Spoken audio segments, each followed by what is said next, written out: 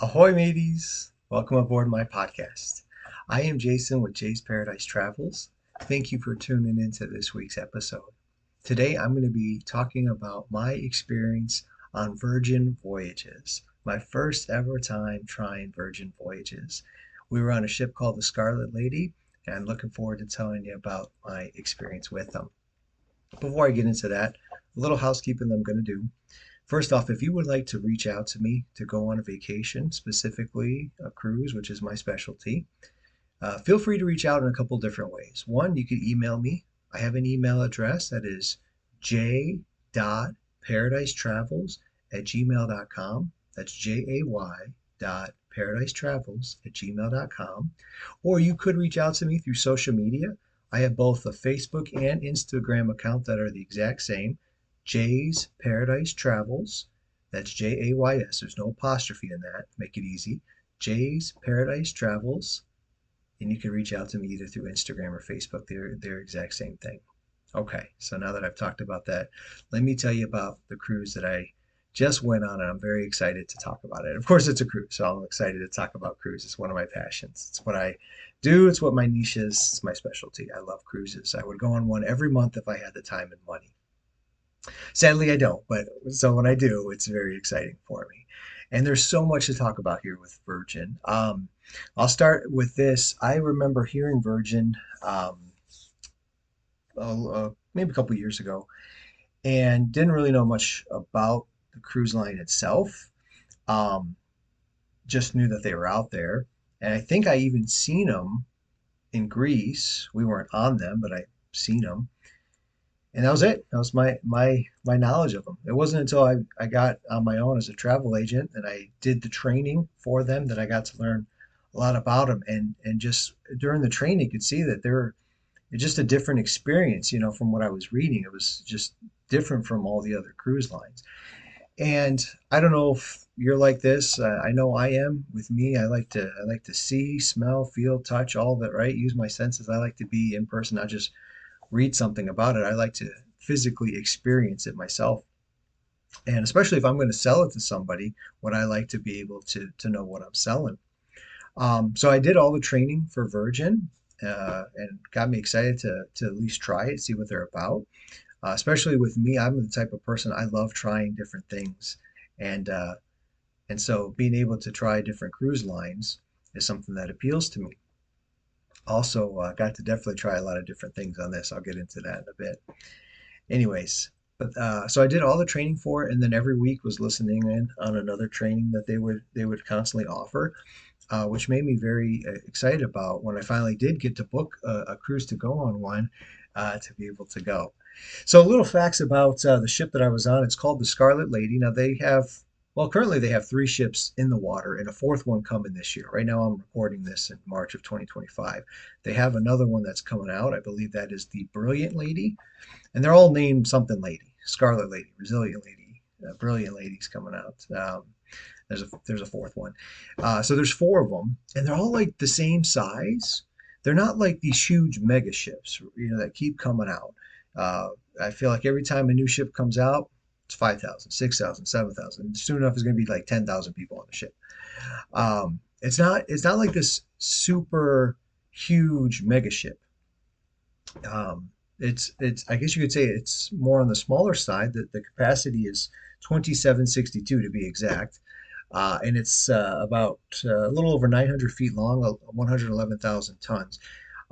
So not the most humongous ship that's in the sea, but boy, do they pack a lot of stuff in there, And their goal, from what I could tell, is to make it feel like it's almost like a your own private yacht, so to speak. Like you're getting the big cruise experience, but more of that private yacht type of feel.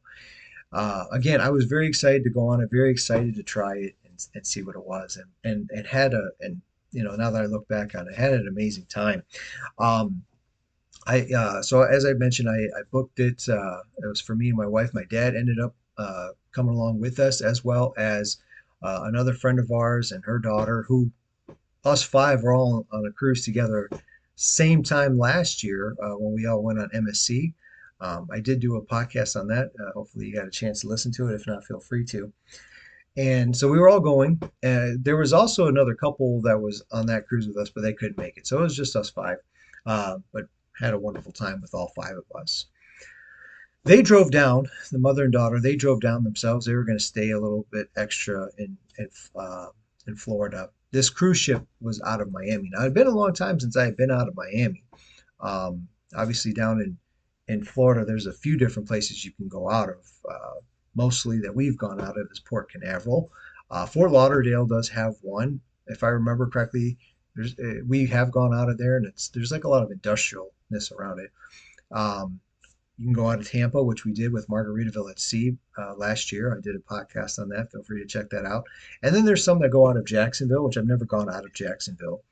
But I've done all those other four, and out of Miami, as I mentioned. Um, I've gone before, but it's been a while. But it's a beautiful setting because yeah, obviously you've got the Miami city, the skyline. There's the basketball arena right across from where you're coming out of, which you get to see. I had seen before plenty of times. Got excited about that because that's how I am. In fact, when we got back, we went to a Miami Heat game. Did a podcast on that. Check that out. So beautiful surroundings, beautiful weather, beautiful everything going out of Miami. We did not fly into Miami though. So when we were checking flights and everything, comparing everything, we ended up going with Southwest Airlines. And Southwest is nice in the fact that we could get two bags on for free. They weren't as expensive, and we could get two bags for free. So nice way to save some money there. And when you go on a cruise, especially if you're going for a week, you're gonna need stuff, right? If you're going for a few days, maybe you could get away with like one carry-on bag or stuff everything in only one bag, which we did when we went on Margaritaville at Sea. Me and Selena, we shared a bag. We got everything in one suitcase. We were only on that for 5 days, so that you could get away with that. But here, 7 days, two people, we decided to each take a bag plus our carry-on. So Southwest was a nice way to go, and we went day of. Now that always worries me a little bit, and I've said it many times to people. If it's in the budget, go ahead of time, and get yourself there a day or two ahead of time to make sure that you're not going to miss it. Just through circumstances and whatnot, we booked it, and it ended up being the day of. I had some clients that had booked day of, and there was bad weather. Ended up getting there late. Thankfully, they got the flight through the cruise line. Plus, they had vacation protection, which I encourage you strongly to get. Um, they were able to be accommodated and meet up with the ship later on, and the cruise line paid for it. Didn't want that happening though. As nice as it is that they'll help you out, you don't want that as part of the experience, right? You want to be able to get there and do everything. So I was a little worried about it, a little nervous about it. However, thankfully everything went smooth. We had actually to go through Nashville to do it, so we were even on a connecting flight. So two flights as opposed to one can be a little more stressful. You never know if your bag's going to be missed, or if one of those flights gets delayed, a lot could happen. Um, but we did it. We got the earliest flight we could, and we were getting up at super early. Thankfully, we had a friend that was willing to get up and take us to the airport. We got up super early, took the earliest flights we could, and we went through. It ended up everything went. Both flights ended up going smoothly. They ended up being on time. We got there, got our baggage, no problem at all. And so it was a nice thing there. Once we got there, I felt a lot more at ease. Now from there, now Miami and Fort Lauderdale, they're close, but they're not like 5, 10 minutes away from each other. It takes a little bit of distance. So you do have the ability, if you are traveling out of Miami or out of Fort Lauderdale, you can book a flight to either one of those and be able to relatively get there. It might not be as quick, but you can still get there. It's not like you're flying into Orlando and it's 2 or 3 hours away. It's more roughly around maybe 40, 45 minutes, between the two. So we fly into Miami, and I found a shuttle service that was able to take us very reasonably priced, $20 each, not bad at all.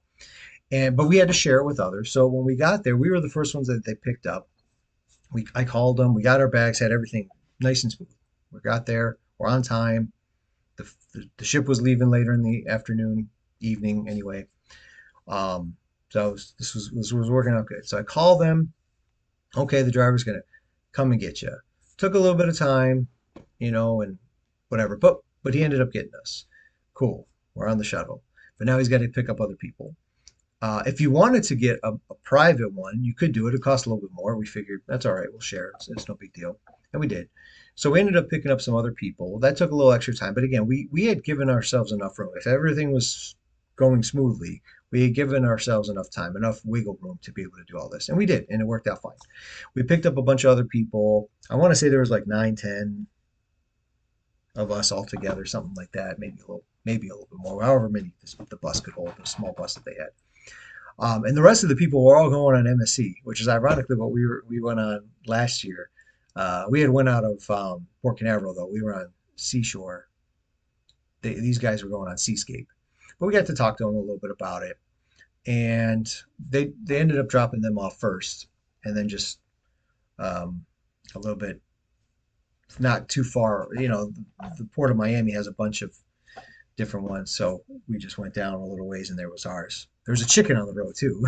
Like out of nowhere, there's just this random chicken on the road or a rooster, whatever it was. We didn't run it over. Got out of the way. We got there. When we got there though, we got all our bags. Selena was missing her carry-on bag. Like, oh, what happened to it? So I ended up calling the shuttle service to come back, thinking maybe it's still on the shuttle bus. Come back. Nope, it wasn't on there. He reaches out to some of the other ones, and thankfully we were able to get it. Some other guy accidentally must have took it. Thankfully, still had it. So me and Selena hopped back on the shuttle bus, went back over to MSC. The guy was in line. He was almost near the front of the line when we got to him. He had it, grabbed it from him. Phew. That was our only hiccup of the day, that day going in. And if that was the worst hiccup in the world, I'll take it. She didn't have any majorly important things in the bag. So that's good, even if it did get lost, ultimately. But it wasn't. So glad about that. Anyways, head back. And they have like different increments when it comes to time that they allow people in. So we got there, and I think our check-in time we had when we did all our pre-boarding stuff on the app. They have an app that you can use, and it's nice. It is nice, and you use it beforehand. You use it during too, and a lot of different things. You can book a shore excursion on there. They call it a shore thing. Shore as in Shore, kind of a play on words like a sure thing, a shore thing. I thought that was cute. You can book that on the app ahead of time. We did do that. Uh, you could see what your agendas are. And like I said, throughout the cruise, you're constantly on it too. Anyways, it would fluctuate our check-in time, but I think if eventually it settled in on 2:30. We had gotten there. Again, we gave ourselves enough time. I'm the type that I'm at the airport 2 hours early, right? I'd rather be there on time and wait than not be there on time and possibly miss it. So we were there early enough. Now it's just time to stay and wait. And I'm looking around. They have a sign like ahoy. It's funny because I say that, right? If I have a podcast that I talk about a cruise or cruise destinations, I start it with ahoy mateys. If I'm talking about sports, it's hello, greetings, and salutations. I didn't get it from Virgin. I just was doing that on my own. But they kind of have it. So you see ahoy, a big sign of ahoy, another one, ahoy sailors. They have that. And they have it very nicely decorated inside their building, their pier, whatever you want to call it. They have like I forgot what, an anchor and just some other things. They're kind of, nicely decorated. But we got there early enough where, all right, our check-in time is 2:30. We got like, I want to say one. We still had like an hour or so to go.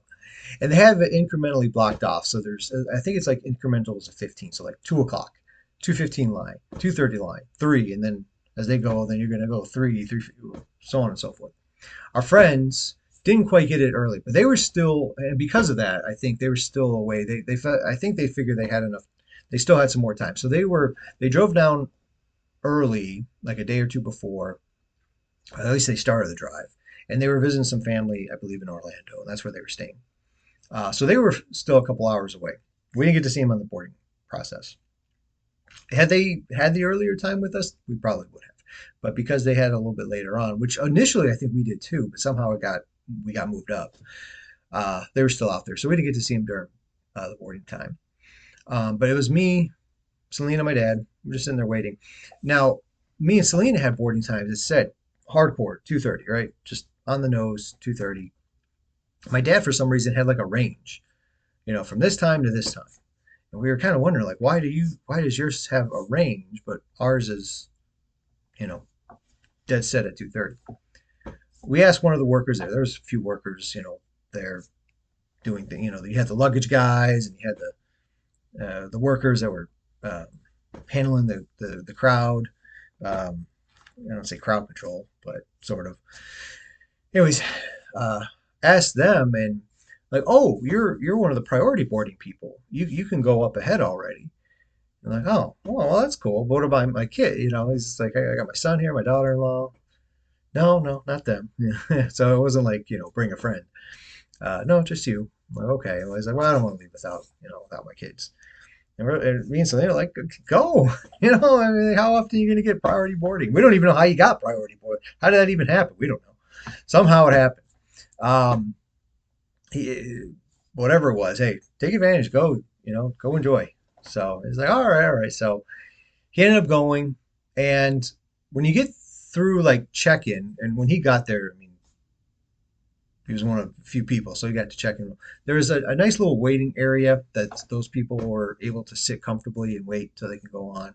By the time we got through there, it was that waiting area was empty. It looked nice. I went to the bathroom to wash my hands. I came out. I'm like, this would be a nice little place to sit while you're waiting. Anyways, so we're just standing there, just kind of chit chatting, looking around, maybe playing on our phone. We had like over an hour to kill, but Dad gets to go ahead. He calls us eventually, and he's already in his room.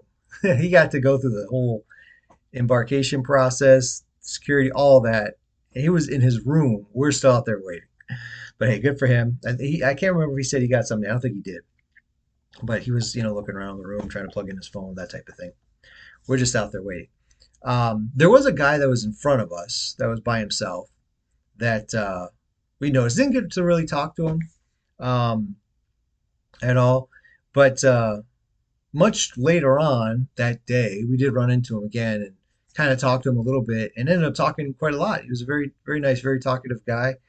Kept seeing him throughout the cruise, and then even kind of hung out with him later on when we were at the beach club in Bimini, which I'll talk about in another podcast. Uh, but that was our first time getting to see him, and then later on getting to get to know him a little bit more later on. Big cruise guy. He's been on a lot of cruises, a lot of different cruise lines, including Virgin. I think he said maybe it was like his second time. He seemed to really love him. Anyway, so our finally 2 o'clock rolls around. Boom, the 2 o'clock line they go. 15 minutes later, 2:15 ones, their line gets to go. 2:30 comes, we go. And I'm thinking we're going to get there and be stuck behind the 2 o'clock, 2:15 lines. No, no, that is not the case. So we go in there, we go up the escalator. It's nice red. I don't think I took a picture of that, but up there was the anchor. I think I took a picture of that. I forgot what other saying they had there. Tried to take a picture of like the Virgin stuff that was, around as we're going in. And we go in.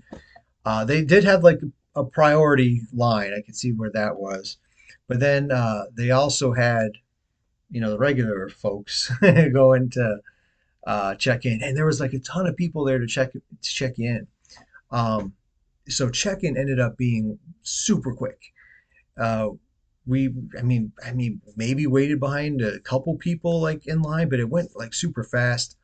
Checked in really quick, and they give you your wristband, so you don't get a card, you get a wristband like this, and uh, you know, you I'll say it this way, like you hook it through one and then you hook it through another. When you're doing it by yourself, it took me a little bit of time to, obviously this is too big for my wrist right now. You have to kind of wrap it around your wrist a little bit. If you have a second person to do it, to help you with it, that's nice. If not, it becomes a little more trickier because you just have your one hand and you're trying to, do this. But I did eventually kind of get it down where if I hooked on one, and then I would just kind of loop the other one around as I'm struggling with it here, as you can see me. And then there you go. And this ends up serving as your key. So you don't get your traditional key card that looks like a credit card and you stick in your wallet or your pocket or whatever and potentially lose it. You get this little bad boy. And this little bad boy stays on your wrist. It's waterproof, so you can take it in the shower, you can take it into the pool, the beach, whatever. It's waterproof. I pretty much only took it off at night when I went to bed. The rest of the time, I put it on. And it gets you, they have like a little, at your door, a little screen, whatever you want to call it. Looks like almost like a little tablet that's right next to your door. And you just boop, and it goes green, you can open your door. You do that when you leave the ship. You connect it with that. When you get back on the ship, you hit it. It shows your picture. It's just like a key card. If they took your order for something, they would tap that. If you ordered like a drink or ordered a souvenir, if you bought a souvenir, order a souvenir. But if you bought a souvenir, you would use this.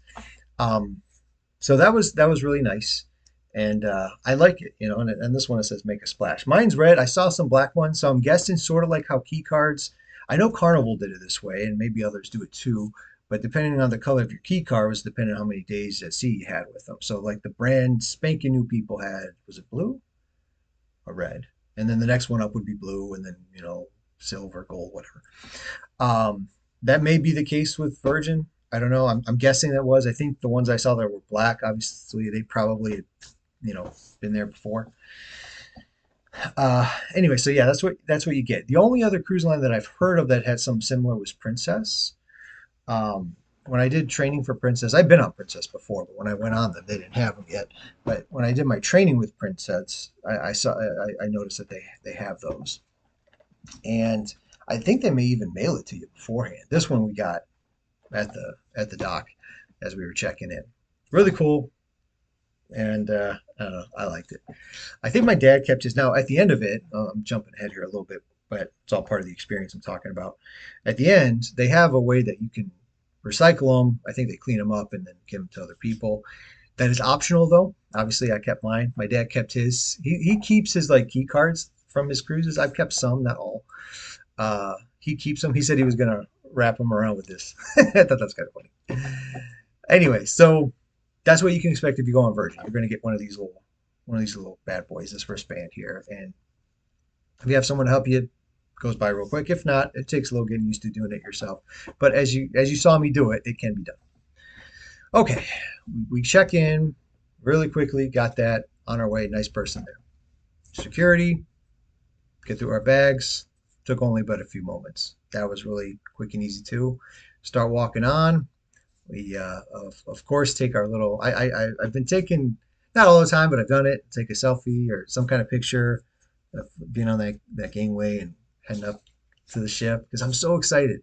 I'm so excited first day of a cruise because I know what's in store. Like I have anywhere between 5 to 7 days worth of fun, relaxation, food, just all the things I love about a cruise. I'm at the beginning of it, and I have all this time to to spend. It feels like an eternity. I've got days to go. And then afterwards, I'm like, oh my goodness, where did the time go? I'm so sad. Saddest day of the year. One of the saddest days of the year. The day I have to get off the cruise. But anyways, I'm excited about it. Go in first time on Virgin, as I mentioned. So I'm not sure what the layout is completely like, and even if I've been on a certain cruise line before, it may not have been on that certain type of ship. There's always an adjustment period, a learning process to whatever cruise ship you are on, how it's laid out, where things are at, all that stuff.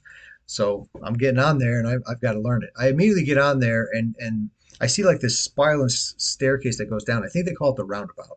We're on deck 7, I believe we are. And deck 7 and deck 6 kind of are a little bit together with that roundabout. It's like a staircase that goes up from one to the other. And you can kind of look down. It's a little bit open. Um, so we're on there, and I am going to talk about many different things around the ship, but I'm starting out with just the experience itself. This is going on to the ship itself. We get on there. Dad's already in his room, so it just means Selena at this point. First things we're gonna want to do is get to our room and put our stuff down because we still had our carry-ons. We had checked our bags. You don't have to check your bags. You can bring them on if you'd like, but we ended up checking our bags. So we go to our room and of course get to use this thing for the first time. Met our cabin steward. Her name was Deborah. Real nice person. Um, and that was it. That's all we saw of her. That was that first day. I think we saw somebody else another day, but usually we kind of run into our cabin steward. We didn't really run into her. Let's see here. So yeah, we dropped off our bags and eventually met up with our my dad to get some food here. Let's see here.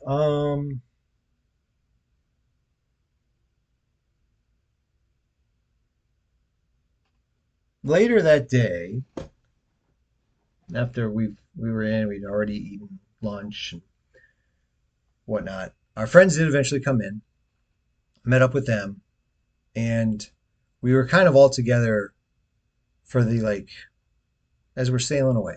I don't know if there's anything specific that's named the goodbye party, the sail away party. I don't know. It's not really a party, but it can be nice to do that. Whereas as the ship is taking out leaving, getting out of port, they honk its horn, which I love hearing again because I know got a cruise in front of me that I'm super excited about. Um, and I love being able to wave to people, as we're leaving by. And it goes, from the port of Miami, and it goes down. It's heading south. You pass South Beach as you're doing it, and it's in a long pier.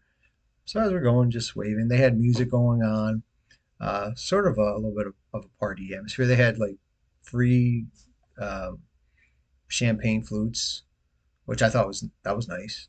Uh, so we got to drink a little champagne, waving to people, talking, enjoying the evening. And then around 6 o'clock, they opened it up where you can make reservations for dining. Now this is something that's a little different. And I've noticed, and I've said it, Virgin is a little bit different. They're similar in some things. They are a cruise. They're going to be similar in other things, but they're different in many different ways. So the dinner reservation, most cruise lines, there's a dining room or buffet, right?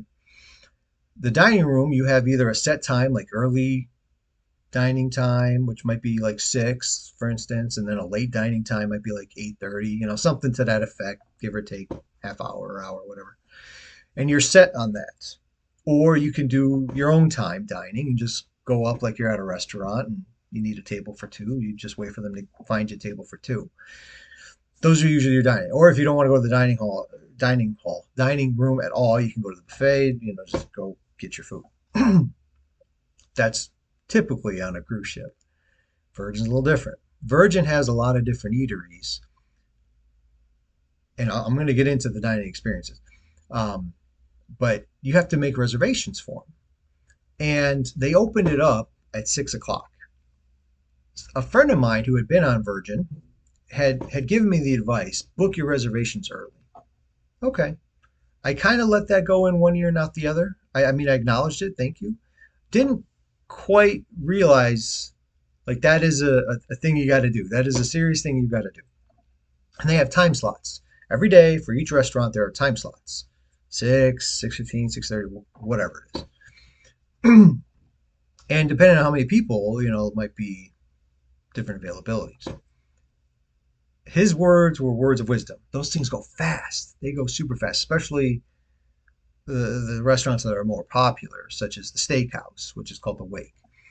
Um, anyway, so I didn't, I kind of took it lightly when he said it until it ended up being the case. And then I remember what he said. I'm like, okay, I really appreciate his advice now. And I'm giving the same advice to you too. If you do go on Virgin, if you allow me to book a cruise with you on Virgin, and you go on there, when it's time to book your reservations, do so ahead of time. That way, you can get, because they go fast and you can get what you're looking for. Anyway, we had eaten lunch already, and we are kind of still full from that, and it was a little bit late. So one of the one that we had picked for that day ended up being a later um, evening dinner, which was fine because we were still kind of full from earlier and it could kind of hold us. Some of the things that we were looking at, I was like, all right, cool, 5:45, 6, 6:30, those are available. Some of those restaurants. Others, it was like they're either it's either like 9 o'clock or later, or they're sold out. And like I want to try all of them at least once. And we were all kind of together, and I was trying to get all five of us together for each one, and took a while to do it. It took some wheeling and dealing within the app, and you can only do it like, let's say if you have it booked one restaurant at one time, but then later you see another restaurant at another time, you'd rather have that. You can't just book it. You have to cancel that reservation first and then be able to free yourself up to book that other one and hope that no one took it by the time you canceled that one. Yeah, so that was fun. And I was, like I said, wheeling, dealing, going back and forth, canceling this, editing that, whatever. Finally got it all. For the one that we were going on that night, uh, it was later on, but I think I made the adjustment because we could do it later on tonight as opposed to earlier. We didn't really need the earlier because we were still kind of full. Did it later that night and saved the one that we did have for another night that was, whatever.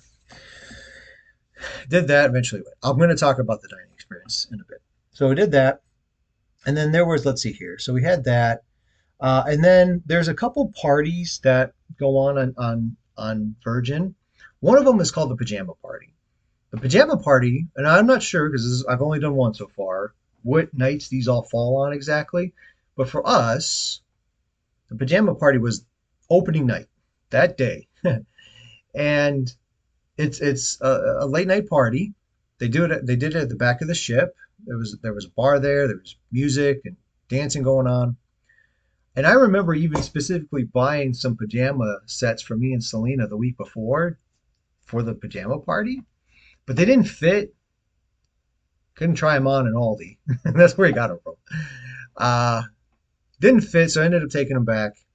Ended up being kind of a good idea because I mean we did bring pajamas or just our regular pajamas, um, but it was a late night party and it had been a long day. Got up super early. We had two flights, traveling, getting on the cruise, all that stuff. Everyone was dead tired. Even the other, my dad, Selena, our friend and her daughter, they were driving. Everyone was tired, so no one went. I didn't even. I'll be honest. I didn't even feel like going. But for travel agency purposes, I guess you could say, just so I know what it's like, have the experience. I got myself up out of bed, dead tired and super full from dinner. I put on some pajamas and I went out there. I didn't stay very long. They had, they did have some drinks going. I don't know if they were free or not. I saw people grabbing them and not really doing anything with the wristband. I didn't take one. Later on, when I inquired about it, I don't know if it was just at a certain time or what the explanation was. Couldn't quite hear it, but it wasn't exactly available. All right, whatever. They had drinks that you could purchase, obviously. Um, but yeah, it was in the back of the ship on a certain deck, and they had a bunch of, I don't know, 80s and 90s music, maybe music, dancing, just it was a party. Um, I walked around, kind of looked at it. I can't remember if I took any pictures or not. Maybe I did.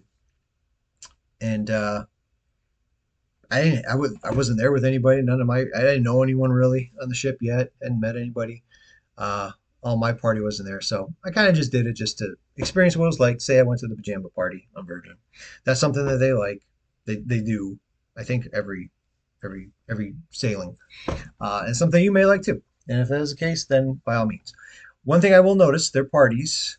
I mean, aren't just every night. They are a late night group, and they are, first off, just FYI, in case you didn't know this about Virgin, they are adult only. There's no one under 18 on a Virgin cruise ship. 18 is like the bare minimum age. Um, so you don't have kids running around. If you have kids, you have to leave them at home with a babysitter if you decide to go on one. Or if you are 18, you can go. Like other cruise lines, the minimum age is higher than that. And you have to be with like you know, it's almost like you're an unaccompanied minor, so to speak. Well, no, no, you would have to be not unaccompanied minor, but you get it. I mean, you have to be accompanied by somebody. But if you're 18 and you want to go on a cruise, go on Virgin because they're gonna let you on without having to have someone with you, or you have to be, like I think if like two 19-year-olds were married, they could go on it together. They're a married couple. They allow that like on other cruise lines, that type of situation. But for the most part, it's like no, if you're under a certain age, you have to be with somebody. Here, 18 is a minimum. So either way, right? Yeah, if you have kids, leave them at home. If you are 18, you can go on one without having to worry about other adults.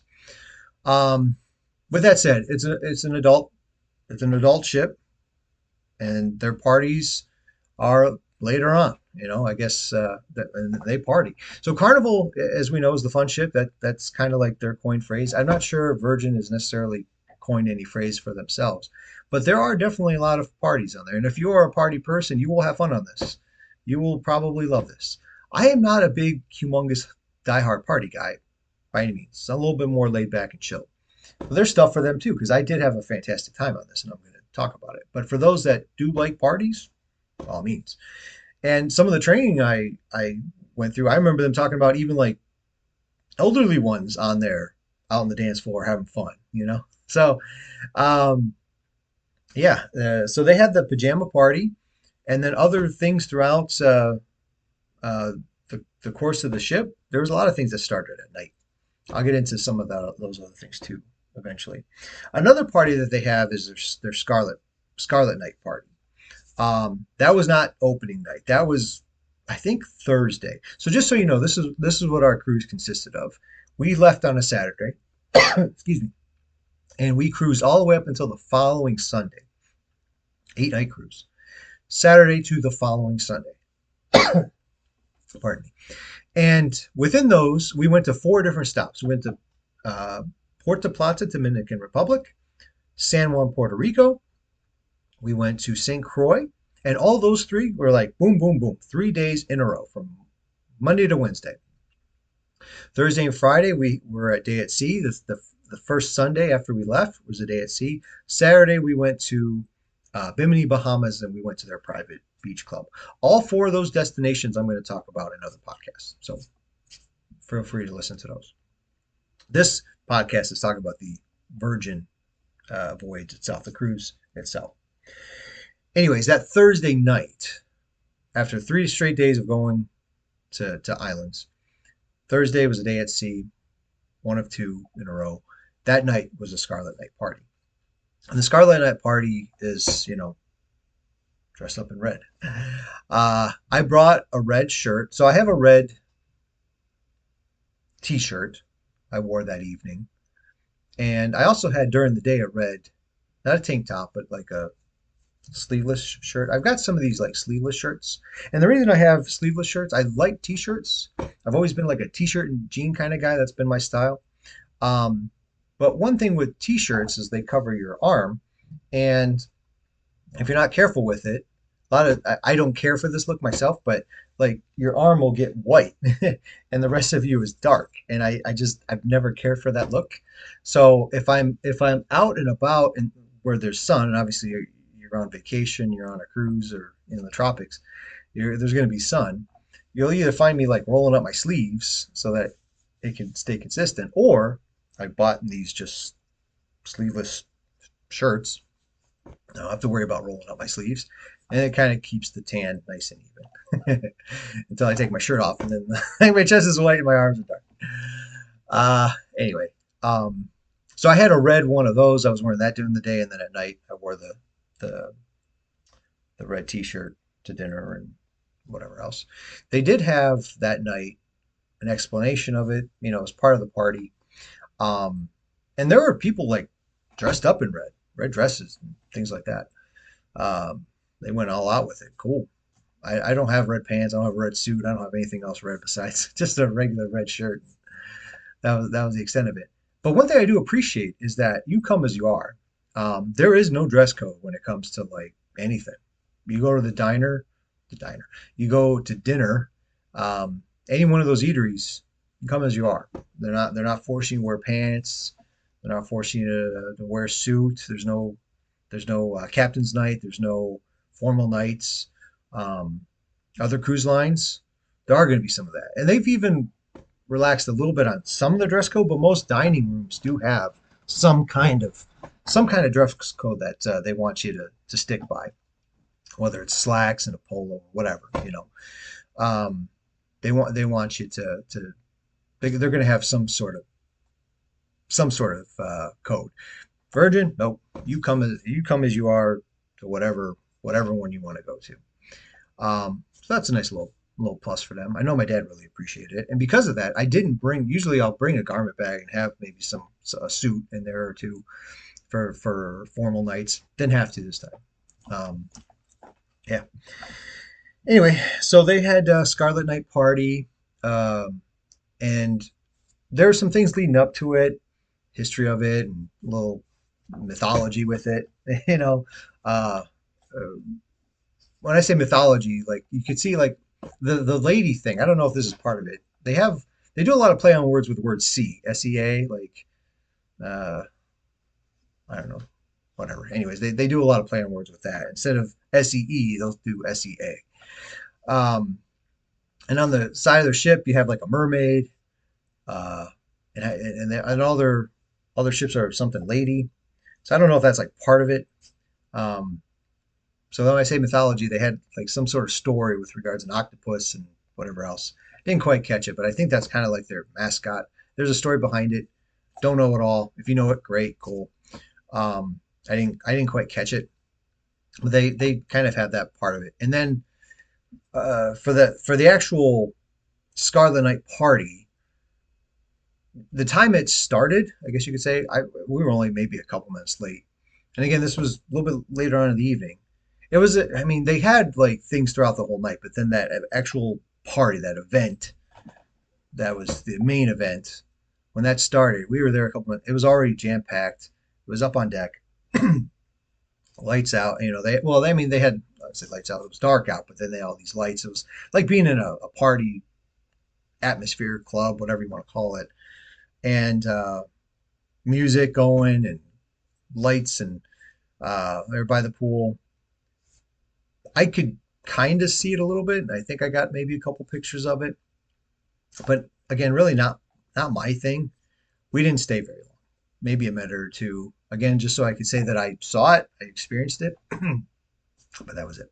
If you like that type of stuff, if you're a partier, you will love it, no doubt. So they have pajama party and they have Scarlet Night party, and as far as I understand, they have that every sailing. So you will get to experience that if you go on a Virgin Voyage. Let's see here. Now inside the room, they have. I mentioned not your typical cruise. So even on the TV. Well, let me get into like talking about the room. Well, before that, one more thing. So my dad, this was kind of cool, and it could maybe apply to you too. When they give like different um, offers and different. I can't think of the word I'm looking for at the moment. But when my dad booked his cruise, it was during a promotional time period. An incentive. That's what I was thinking. They'll give incentives. Um, he was able to get like some onboard credit as well as a bar tab. And as I mentioned, Virgin is not your typical thing. And in regards to the bar tab, it's just a certain amount. You can put it down ahead of time and then use that towards whatever drinks you get at the bar. He didn't put anything down. He just got a promotional thing that gave him some, which was nice. And usually, if you put something down, Virgin adds to it. So if you put down $100 for your bar tab, they'll give you 25. If you put down 200, they'll give you 50, right? They'll give you extra. And most other cruise lines, there's a drink package to be had, whether it's pop, whether it's alcohol. There's a drink package, and usually within that drink package, maybe like you can get 15 a day. You have to have so many, you know, um, minutes in between drinks, that sort of thing. This is different where there's no drink package. There's just a bar tab that you put down ahead of time. So if you put $300 down on your bar tab, or 200, 100, whatever it is, you have that to use throughout the ship. If you go over it, then you don't pay for whatever is over it. So it's not necessarily a drink package. It just prepaying for drinks up front, basically. Well, my dad was able to get a promotion where he got some on his bar tab without having to put it. It was an incentive. So Virgin might do some things like that, and I was really excited for him that he was able to get that. Um, and he was not going to drink, what he had, so he shared it with us. We got us drinks. Um, I remember there was a juice bar that they have that he got a juice like every day. Sometimes at dinner might get like a wine or whatever. Um, so that's something a little different with Virgin. They don't have your typical drink packages. They have bar tabs that you can do ahead of time and use it on that. All right. So now going into the room, I was going to mention here, I had it under experience, but it's a little bit of both. I'm looking at my notes. I've got so many things to talk about. I've only done experience so far. Was my first topic. I'm already 46 minutes into this podcast. But the next one I'm going to be talking about is the room itself. And the room itself, well, this is where the I wasn't sure. I put it under experience. They have movies that you can get, and they have movies and TV shows.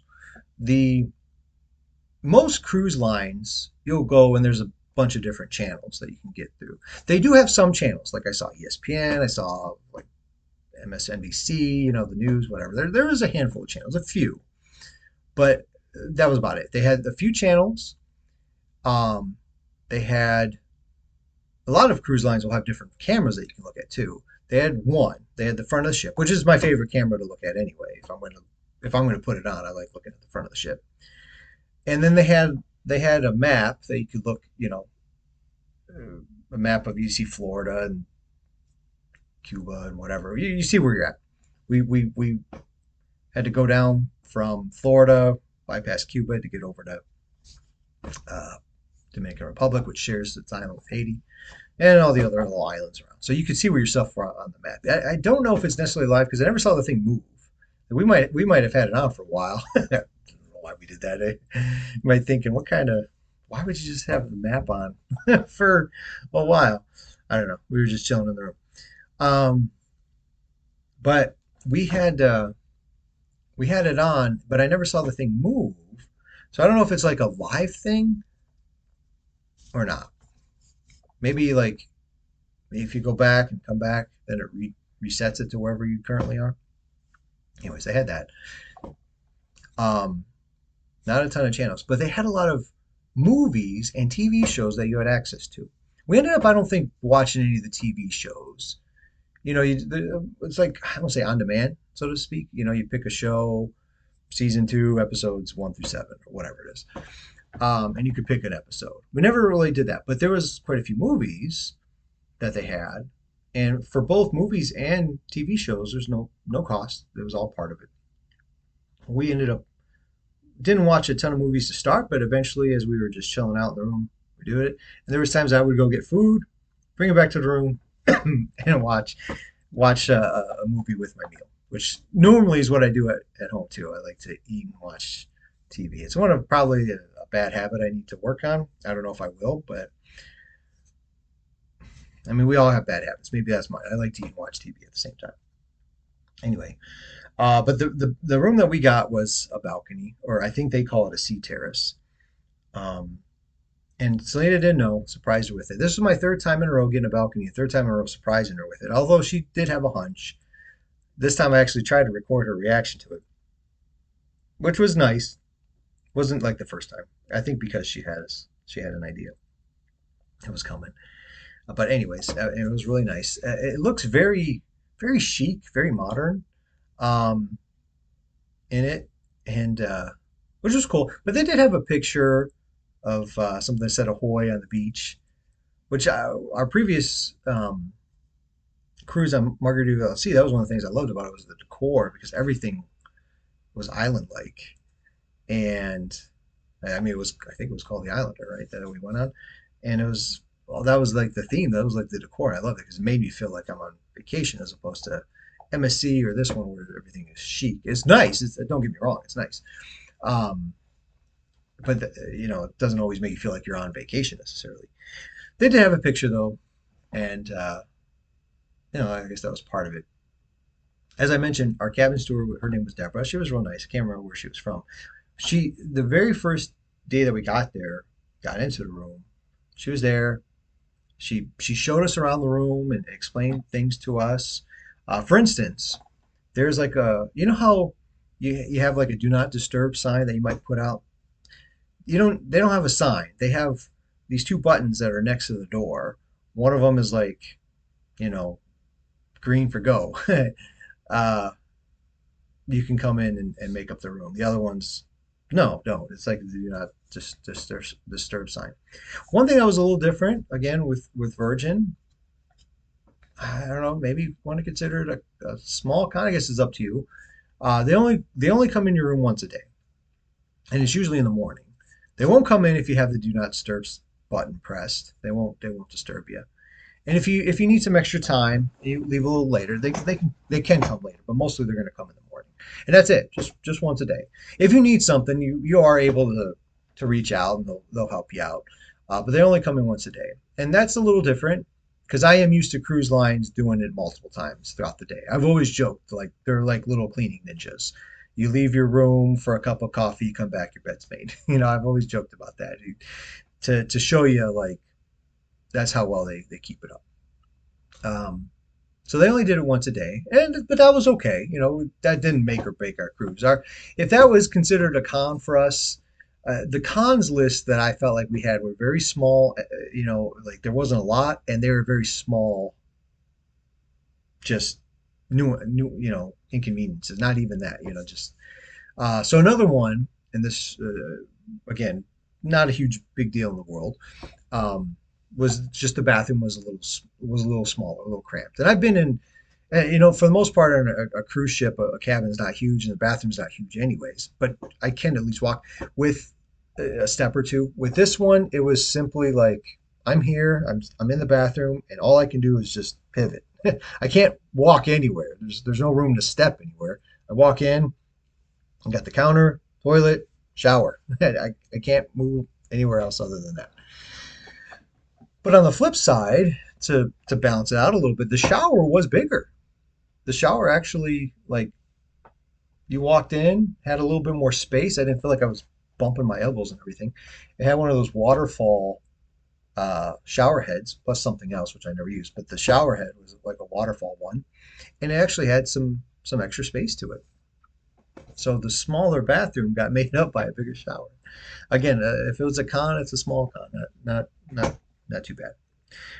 The storage space itself, there was a lot of room that you could hang stuff up, and they actually had hangers that came off, as opposed to sometimes you go to a hotel and the hanger's like bolted to the to the thing.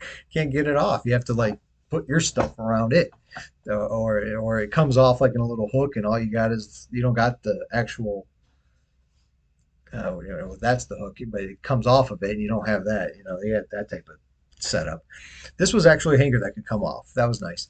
And they did have some other shelves. And at first I thought they were kind of like small, not huge. But then I don't know. I guess there was some space. I think Selena. I ended up not ever taking my stuff out of my bag. I ended up keeping everything in my bag and kind of like there was a nice big space next to the bed.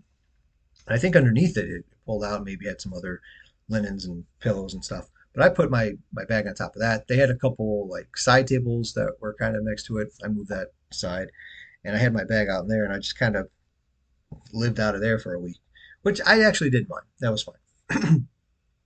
When we got in there, I thought it was cool. The TV was on and it had our names on it. Like I don't know if it said welcome, Jason and Selena or whatever it was, but it had our names on it. I'd only seen that once, not on a cruise ship, but another resort. I thought that was pretty cool.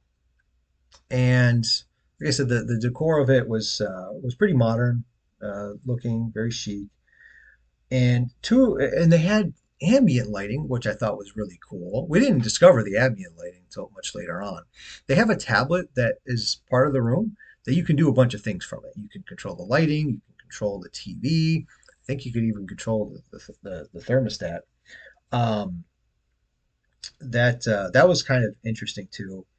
The curtains, the shades, this was an interesting thing too, which was kind of unique. We learned this a little bit later on as well. Didn't know it right away, but you open the door to your room and it'll open for you. Um, if you wanted to open it or close it, either one, you can just tug on it a little bit and it'll do it for you. You know, one way or the other.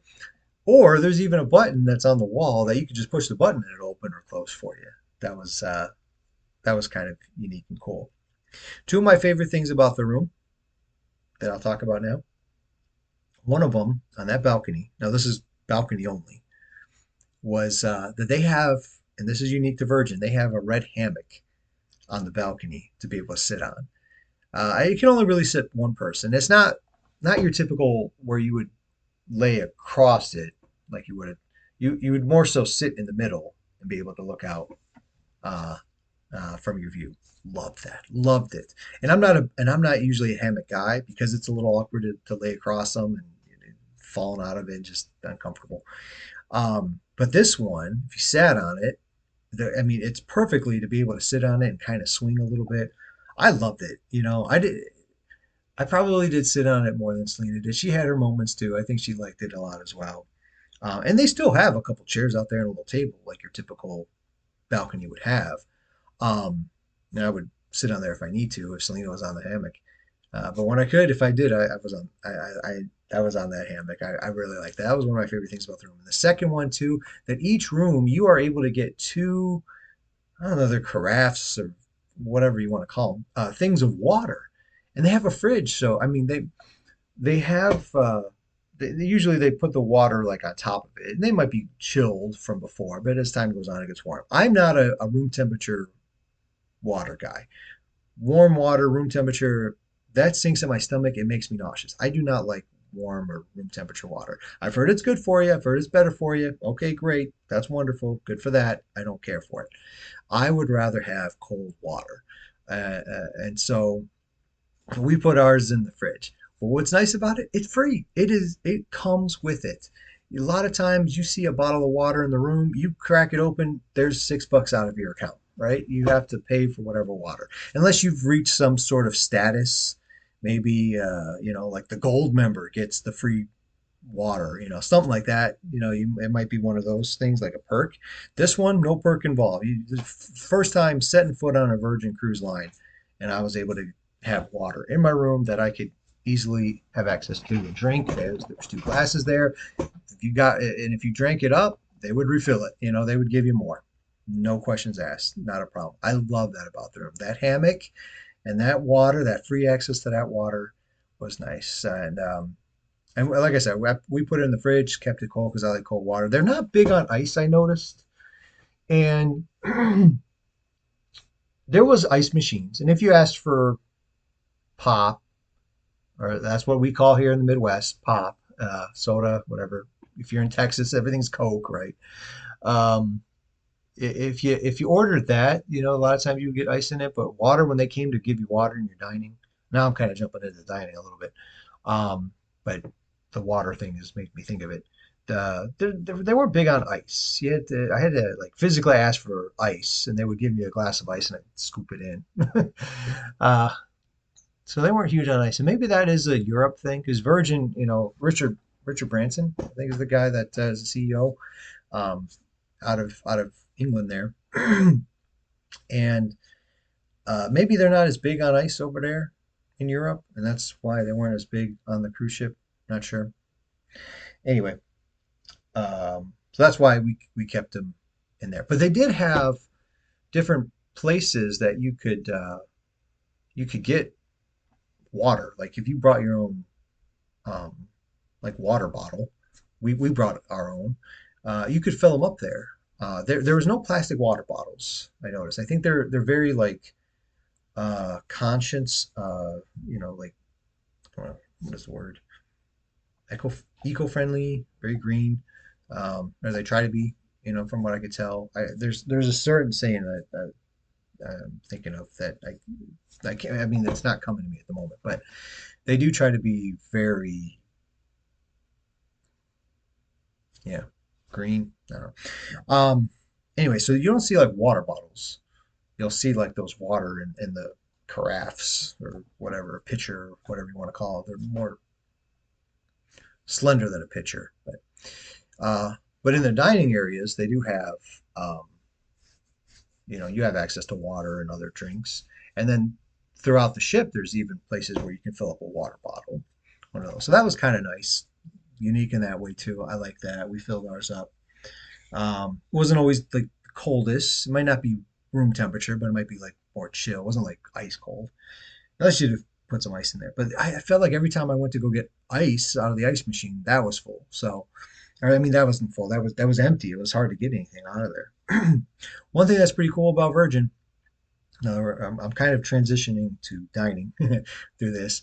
But one thing that's cool about Virgin is that their drinks include a few different things. Usually, drinks will include water, coffee, maybe a couple juices.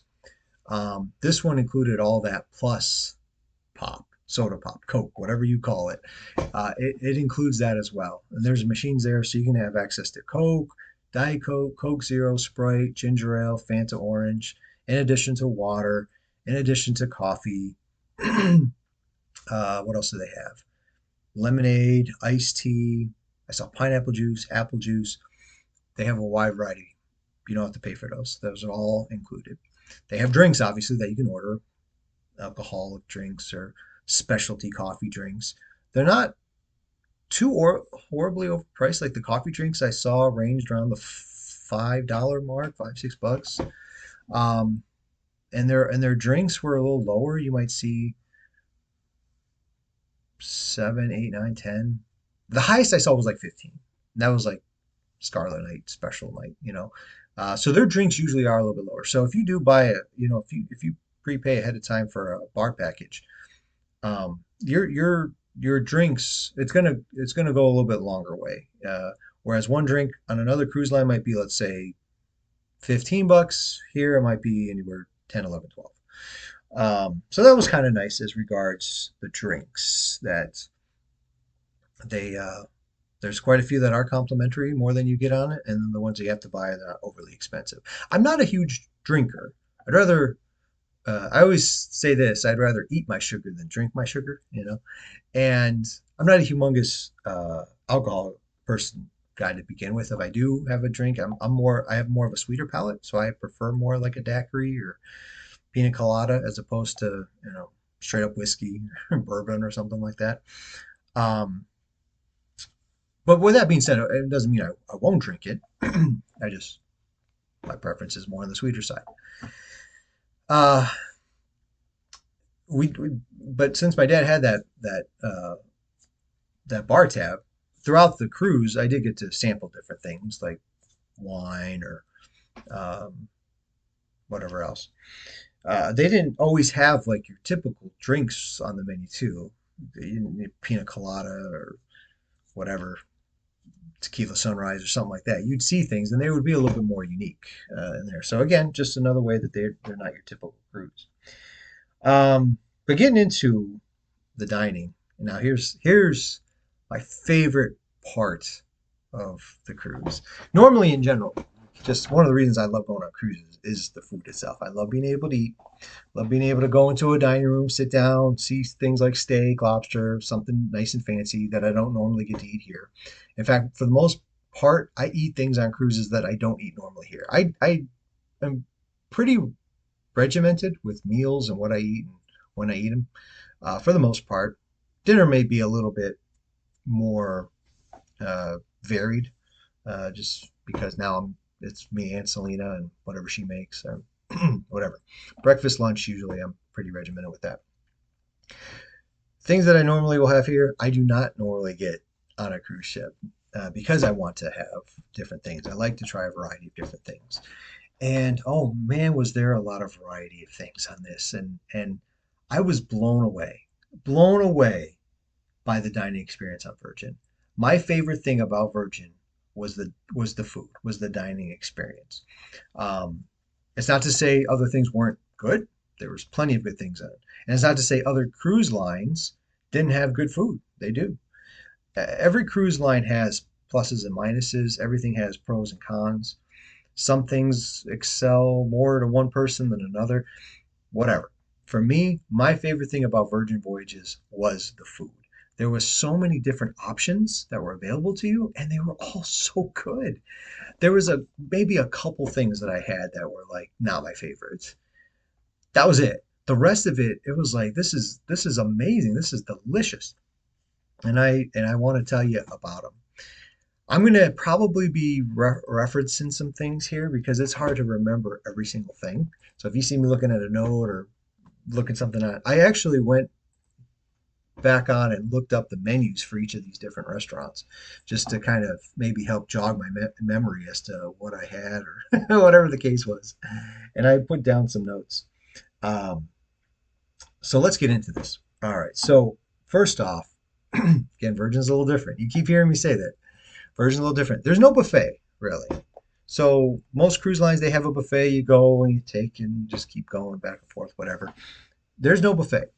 They have what's called the galley. I'm going to start with that first. I'm going to start with the galley first. The galley would be, in a sense, their buffet in a way. But what's really nice about it, two things. One, there's plenty of options. Instead of just one buffet with whatever they have on the buffet, there are a lot of different options. Um, and as the week goes on, they don't always just serve the exact same thing. They change it up. So you're constantly getting different things at different places, which when you're like me and love to try a little bit of everything, that was hard for me to do, which is a good problem to have. Don't get me wrong. That was a good problem to have. My goal was to try at least something from every single station, and I did. It took a little bit. I did. Um, anyway, so that would be in a sense like their buffet was what was called the galley. It was up on the 15th deck. You go up there. Now, when you go up there, it's in the middle of the ship, and you can take the middle elevators to get up there. When you get up there, you can go in one or two ways. Just two entrances to it, and depending on which way you go is depending on what you saw there. Within it, they had, let's say, if you're looking towards it, I guess you can say, which is you're in the front of the boat looking towards the back of the boat, and you're looking towards it, and you go to the right. If you go in there, the first you're going to bypass a coffee stand that has some. You can get your specialty coffees. Not really my thing. I'm not a coffee drinker. I saw Dad there quite a few times. Selena likes coffee. Go in through there, and then on the right, you're going to see there. I don't remember the name of it, but it was where you get your salad. So they had different salads and soups that you can get there. Let me see if I can remember what the name was of that place. Don't remember the name of it. They each had their names. I'd have to let me see. I'm sure I took a picture of it. No, I took a picture of it. I took so many pictures. It's hard to get to all of them to see what was the name of that. Anyway, so there was the salad, and then went up a little further, now you have like what's like a long one, and starting at the corner there was what's called I think it was called the sweet slide, and they had it's like a corner's worth of just a variety of different desserts.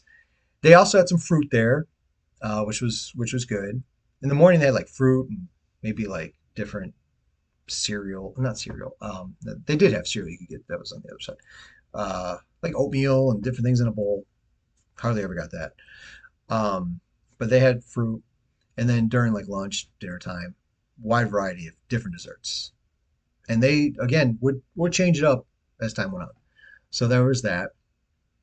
Leave it to me to talk about desserts, right? One of my favorite things. And then as you went on, next to that was, I guess you could call it their bakery. I think it was called Well Bread. Again, another play on words. They do that quite a bit. Well bread. Anyways, from there they had every day flatbreads that you could get, as well as different pastries. Some of them were like donuts. Some of them were like croissants. In the morning they had a lot of these had like breakfast options too, which was amazing. In addition to lunch options, some even were open for dinner. But you'd have like croissants, fancy croissants. Sometimes the croissants were made into sandwiches, donuts. Um, they had uh, was it brioches? Yeah, different flavor of those, different breads, French bread, Italian bread. Um, they had a wide variety of good things. So I so good. Got that a lot. They had these uh, what is it called? Caramel de leche. They had a lot of de leche stuff I noticed on this. Which I wasn't complaining. It was delicious. And then they had like these brioches, which almost look like muffins, but stuff on them or inside of them. A lot of good things. So that was that. Next to that was a burger bar. I think it was just called the Burger Bar, and they had some really good burgers. I'm not going to say that it's up there with Guys. Guys Fieri still is number one, and to me, a close second is the one that we had on Margaritaville at Sea. This was not bad though. This was maybe about third on that. Still very delicious. In the morning, you could get pancakes there, you could get French toast, or they had a French toast burger. I had that I think once at the beginning, and then I had it again at the end when I was trying to eat my last meal there, get it all in what I could. That was really uh, interesting. French toast burger, and the burger had like not only the burger but eggs, bacon, the French toast, two French toast. That was the buns. I looked at it and I'm thinking this is something Ron Swanson would eat. If you are a fan of the show Parks and Rec, you know what I'm talking about. Uh, yeah, that's something he would eat. So they had the burger bar, and then after that they had um, it was like I think it was called Diner and Dash, and it was basically like they had, and this was open like all day long, um, but they had omelets. They breakfast all day. You could get omelets, eggs, whatever. And then they also had other stuff where it was, like whatever chicken or leg of lamb or vegetables, something that you can make a meal out of that's not breakfast. So that was that was nice too. I didn't always eat that because there were so many options, but I did have it a few times. That was really good. And then from there, you could keep going. So that was you were coming from the right, and then you have this like in the middle of it. If you came in from the left, you would eventually see all that stuff too. But on the left, you would bypass. Um, well, first you bypass like a grab and go thing where they had in the morning maybe different yogurts, uh, charcuterie, and whatever. In the afternoons they had fruit, oranges, bananas. Um, at lunchtime they had like different salads and other things that you could just grab it and go with you. Then on the left hand side, you bypass a place where it was like a bento box. If you've ever heard of bento boxes, and there, morning time, you could get fruit and yogurt in those bento boxes. Afternoon time, different sushi rolls. And there might be like six different pieces in there. They had Alaskan, cucumber, spicy something, whatever. Which I never got the spicy ones, but I did try the other ones, and they were pretty good. And one thing I did notice, they would whenever you ordered something, one of the first questions they're asking you, do you have any allergies? I thought that was pretty impressive. Like they were on top of their game when it came to like making sure we're not gonna give you something that you can't have. And I don't have any food allergies, but I just tell them I can't do spicy. And they were very accommodating with that. If there was something spicy on something, they would put it on the side or take it off, whatever. They were really good about that. So if you do go and you have food allergies, go there comforting to know when you order something, they're gonna take that in consideration. They're gonna ask you about it. Yeah, so there was the bento box. And then as you went further, there was a little thing. Now, this is one of the very few times you'd have to maybe pay for something, but they had like a little ice cream looking cart thing.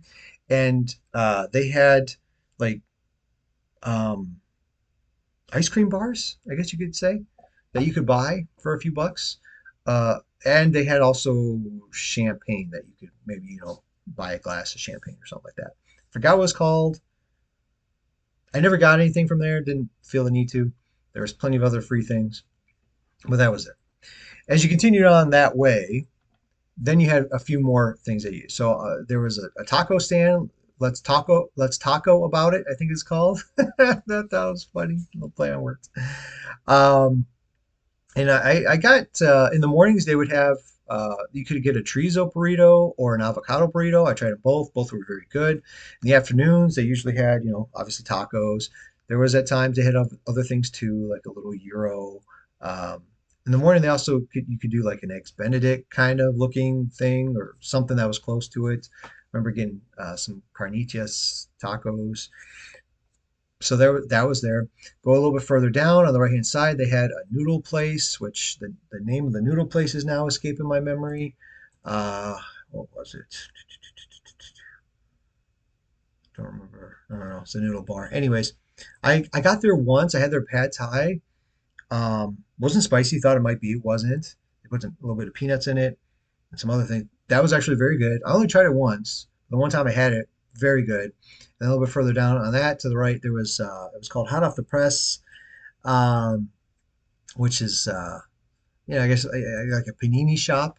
They had different paninis I tried, and they had stuff open for breakfast too. And they also had like these big pieces of bread that might have like avocado toast or um, what was the other one they had? They had Nutella with bananas on it and something else drizzled. Different type of toast, different sandwiches for either breakfast or lunch. I one time tried a Cuban sandwich and thought it was delicious. So I won't tell you everything that was offered. I won't tell you all of it. I'll tell you what these places are. I remember when we went on there, my dad, he did a lot of YouTube, a lot of research, and got a lot of knowledge. I wanted to be surprised by all of it. Maybe you do too. I don't know.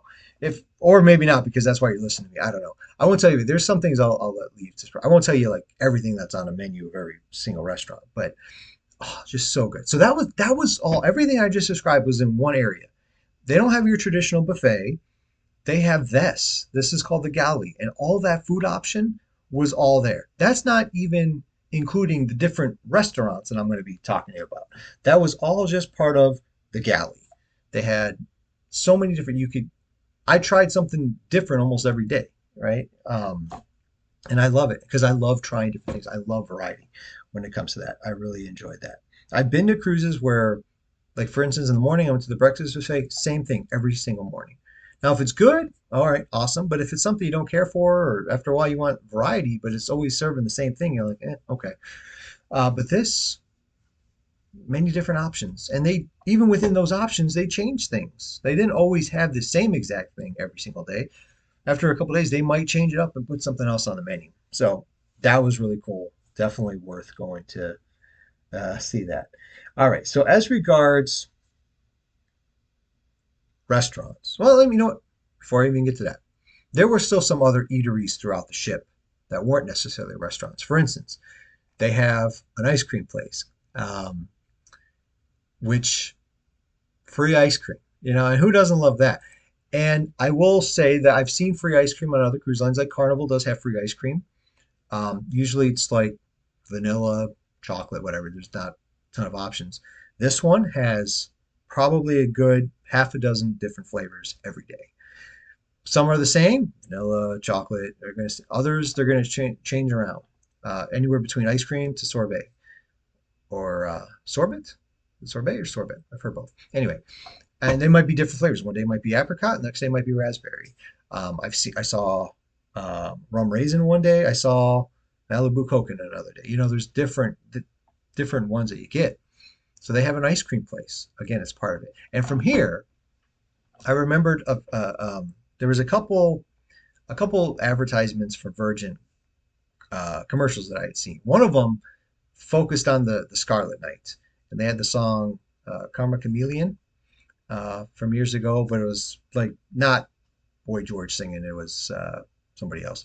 And they showed different highlights. It was only like a 30-second commercial. I thought of that opening when we got on there, not to mention on Scarlet Night. And then there was another um, commercial I seen. It was like an Asian couple, and they every time the girl wanted to do something, the guy was a little worried, like, oh no, what's this going to cost me? And every time she brought up, don't worry, it's included. There was the show. Hey, you want to go see a show tonight? Don't worry, it's included. And another one was ice cream. They went to go get ice cream. He goes to reach for his wallet. Like, don't worry, it's included. And I remember thinking that anytime we went to get the ice cream was that commercial. There was another thing they did too, and I don't remember. I think it was the one of the restaurants. They were at dinner. He's looking at the menu, like she's like, "Don't worry, it's included." And I remember even being a part of like I've done training. I know more about Virgin than anyone else that is a virgin to virgin, like we were. Um, and there were still times I saw something that looked really good. I'm thinking, is this included? Yeah, it's included. Like, wow, really? Like other cruise lines, I know I would have to pay for that, and here it's included. Anyway, so this ice cream stand was one of them, and I loved having it. And right across from it was the pizza place, and I think that was what it was called, the pizza place. I don't think it had some fancy, play on word name. It was the pizza place, and you could go in there every day. It seemed like they had a different special pizza in addition to their menu. I went in there a couple times, and I like halved it, half this, half that. Took it with me, and it's more like a personal pizza. You get like four slices out of it, and I tried that. And next day, another day went in, got another half. Like whatever the specialty was, plus something that was on the menu. Halved it so I could try a little bit of everything. And they had other things there you can order, like get along with it. They had drinks there and stuff. So they have the pizza place and the ice cream place. Those are all. They're not necessarily part. They're not part of the galley, but they're not necessarily restaurants necessarily. But they're still different food options. And then they have areas that, like the dock house. They have areas there that have food at specific times. That little things that you can get. They had what was called an OPA hour uh, for an hour or two. They had some Greek food that you can get. I never got it. My dad got it at one point, um, and so there was that. And then there was also this one place on deck seven is called the Social Club, which I found myself around quite a bit. And um, I'll talk a little bit more about it because I went there more for entertainment purposes. But they had different things there too, and that was one of the areas where I'm like, this is included. So they had a big display of like different sweets, all kinds of different sweets, like peanut butter brittle, cake pops, uh, strawberry marshmallow treats, and all kinds of different things. Again, any other cruise, I'm looking at this, and they're probably each going to be like $3, $4, $5. Nope, all of it's part of it. They had three different jars of candy. One was saltwater taffy, another was red vines, another was Swedish fish. Another day they had, instead of Swedish fish, they had gummy bears. All of that, all included. I was like, really? Got a bag of that. And then even behind the bar, you could order things like popcorn. They had chicken wings, which I think my dad tried and liked. I never got to try them. You could get that. They had a soft pretzel with cheese, which I like soft pretzels with cheese. That is something that's like a go-to if I go to a movie, if I can, something like that. I do like soft pretzels with cheese. They had that all part of it. So there was, in addition to the galley, in addition to the restaurants, there was these like other places throughout the ship that you could get food too, and that was good. Oh, so good. All right, now let's talk about the restaurants themselves. There's six different restaurants that you can make a reservation for and go to. Again, if you go on a cruise, if you allow me to book you a Virgin cruise, and you go on them, try to book these when right away. We did. Now, I was booking for 5 people. Whether or not that made it easier to get a table or not, I'm not entirely sure. Anyways, the one that I'll talk about that was not our favorite, the first one I'll talk about is called Test Kitchen. And with Test Kitchen, it's very experimental. It's a experimental type of restaurant, I guess. Where they're, I don't know what you want to call it. The stuff that they're bringing out to you is kind of a fusion of different things that maybe you wouldn't normally kind of eat together ish. I don't know if I'm exactly explaining it. We did it once to say that we did it to experience. Now, don't get me wrong. There were some things on there that were okay. That were pretty good. Um, and you may see me kind of looking at my phone here is because I'm looking at some pictures that might jog my memory is exactly what we had on it.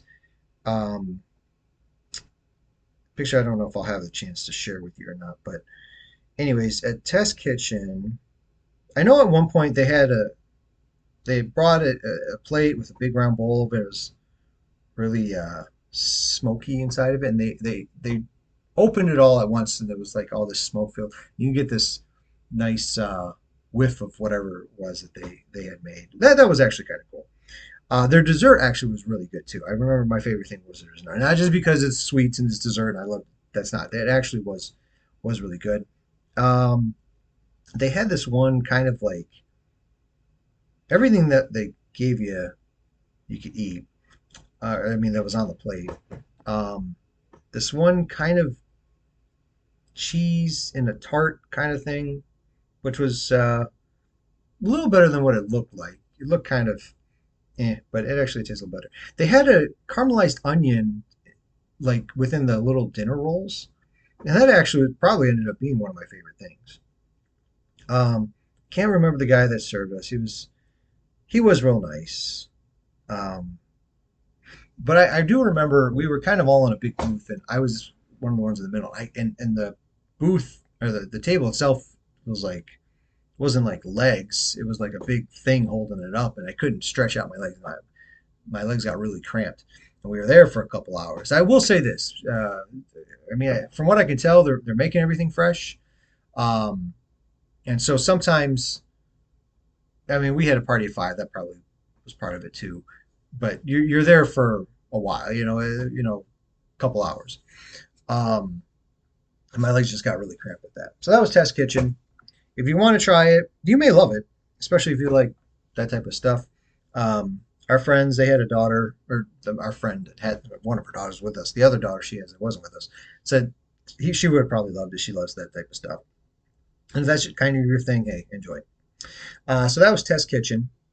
Our very first night, we went to one of the restaurants was Pink Agave, and that's their Mexican restaurant. We had a guy, Kavish was a really friendly guy, and that was our first like dinner together. It was so good. I mean I left so full. I mean I pretty much did every night. I was like, oh, I ate so much on this cruise, which is what I love. I love going to cruises for that reason. But I remember thinking, man, I don't know if my doctor's ever going to listen to this podcast. He probably won't. If he saw me with what I was eating and everything, he'd probably throw me off the ship. My goodness. But very good. Anyways, Pink Agave was our first one. That's their Mexican one.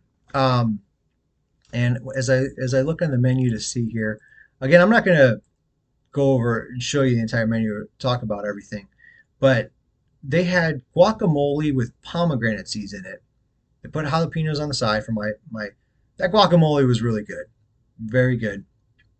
Um, and they also had like this grilled corn that was really good as well. That was part of the appetizers.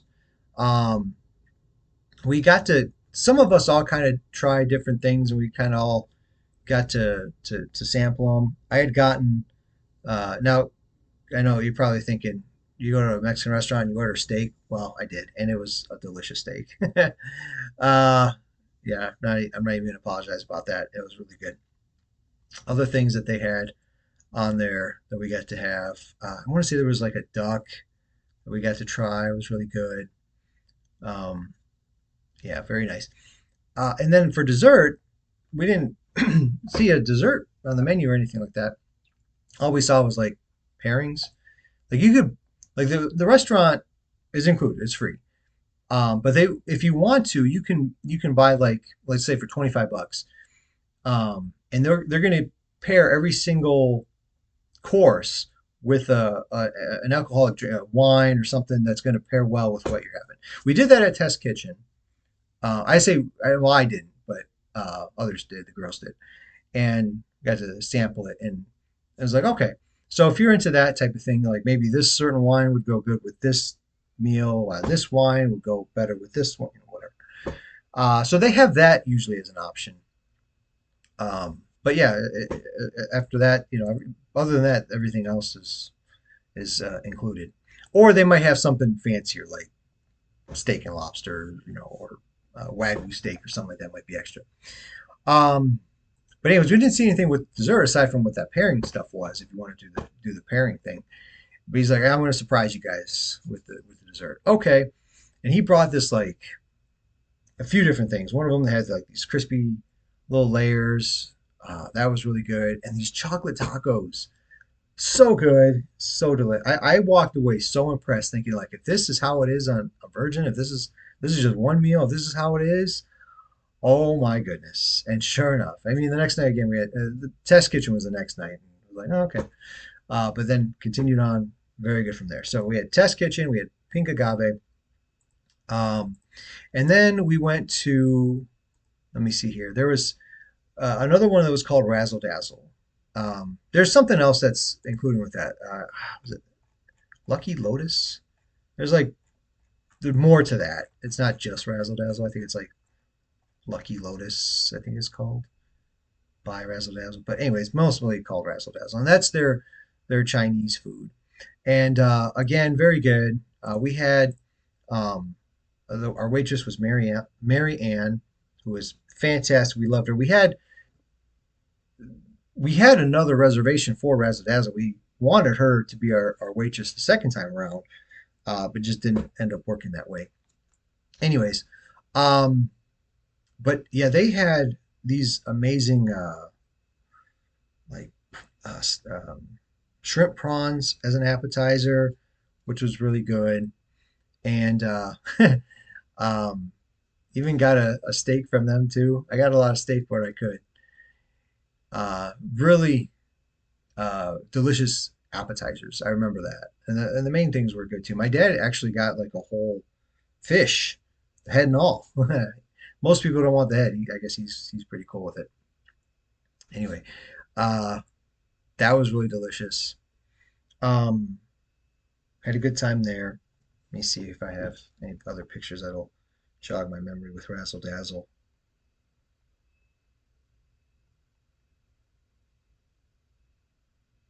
Oh yeah, they had what are these dumplings? These dumplings, there was like a few of them, but they were all kind of like together when it comes, and you could kind of break them apart. Yeah, those are really tasty. Oh yeah, the duck bao buns too. Yeah, they were probably my favorite when it came to appetizers. Was Razzle Dazzle, very good. And then let's see here. So we had Razzle Dazzle, and then we also the next night I believe was it's called Extra Virgin, another play on words, and that was their Italian restaurant, and that probably was my favorite out of all of it. If I, all of them, that was probably my favorite. I mean, Italian food is so good. And as regards like the appetizers, um, I think I had the meatballs, which were so good. But they also gave us for a group like this big charcuterie board full of different cheeses and meats that were amazing. I forgot if there was something else that we shared too with it. Um, and then you could get a pasta dish as your main course, or you could just get the pasta dish as a side. I got it as a side, and I got the steak for my main dish. I know, right? I'm getting steak everywhere I go here. Again, I'm not even sorry about it. I like eating steak, and I don't get to have it too often here. But the pasta I had was really good. I tried Selena's pasta. That was amazing. Um, and anytime we try different things from, we kind of shared. I'm Greek, and we do that a lot. We'll share food, try different things. And I was around people that were willing to do the same. Uh, and we had a little bit of limoncello between dinner and dessert, to kind of, I guess, kind of helps like cleanse the palate, so to speak. Uh, anyways, but this was one meal. I mean, it was so good, so delicious, so much. It just there's most of the times I beat food when like when I eat it. If it's me against the food, I win. This time, this is one of the few times food won. I couldn't finish it. Just everything. I was so stuffed by the end of it. We had gotten so much, and then the bread. Oh, the bread was amazing too. That's just their little bread that they give you, to start. So good, so good. Anyway, so that was extra virgin, and then the next night after that, we ate at Gunbae. I think that was the next night after that. And Gunbae was a Korean barbecue. That was another one that we had two reservations for because there's going to be some repeats, being that how many nights that we were there. Which I think we had it for the final night, but we ended up not going. So we just did it the one time. But the Korean barbecue, so you sit at a table, you're all together.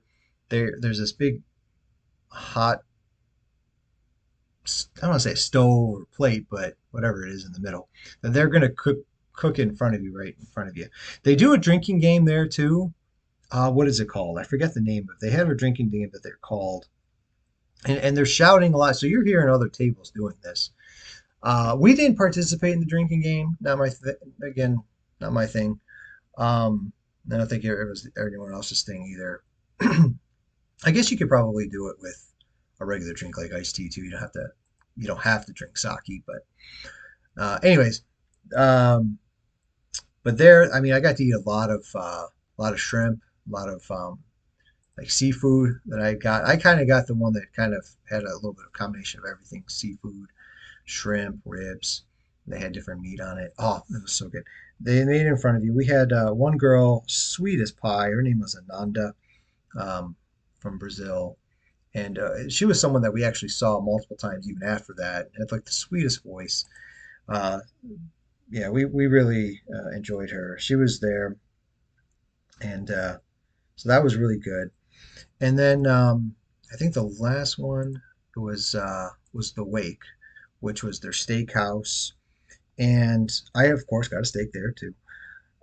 Their dessert, they had a lemon cheesecake, but it came almost like a ball. That was the first time I see like a cheesecake, like a ball. I got their filet mignon for the dinner. That was good. Their clam chowder. I think Selena had gotten, what did she get? Like a bowl of something. Uh, I can't remember. Anyway, um, but it's funny at that point. I mean, this was like later on in the cruise. I mean, I was getting like really stuffed. I mean, I had eaten so much. It was harder and harder for me to like go to get something more to eat. It was a good problem to have, especially for me because I love to eat. I love food. Um, but to a degree, it was like almost. It was almost I've come to a point where I was like, all right, maybe I'm eating too much here. I think my dad got the lamb chops. I tried it. Took a bite of those. Those were good too.